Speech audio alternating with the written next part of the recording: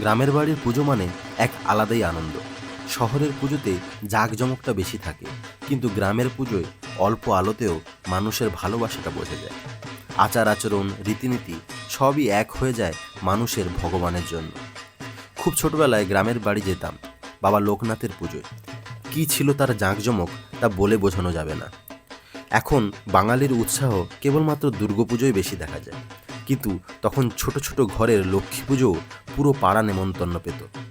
সেসব আজ নেই, তবু যা কিছু আছে তা বাঁচিয়ে রাখার দায়ভার তো আমাদেরই। তাই এবারের লোকনাথ পুজোয় গিয়েছিলাম দেশবাড়ি, অনেক দিনের স্মৃতি চাঙ্গা করে তুলতে। গিয়েই কমিটির সদস্য হয়ে যায়, কারণ পুজোটা তো আমাদেরই। চারিদিকে বাজির শব্দে ভরে উঠেছে, মেতে উঠেছে পুজোর ঘণ্টায় গ্রামবাসী। সে এক আলাদাই অনুভূতি।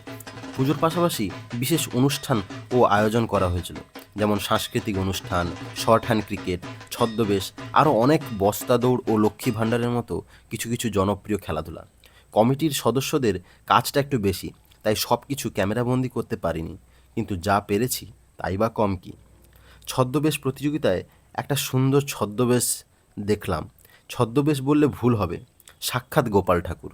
মানুষের ভিড়ে ভিডিও করতে পারিনি, কিন্তু একটা ছবি আপনাদের জন্য রইল। কমেন্ট করে অবশ্যই বলবেন আমাদের এই গোপাল ঠাকুরটাকে কত সুন্দর মানিয়েছে।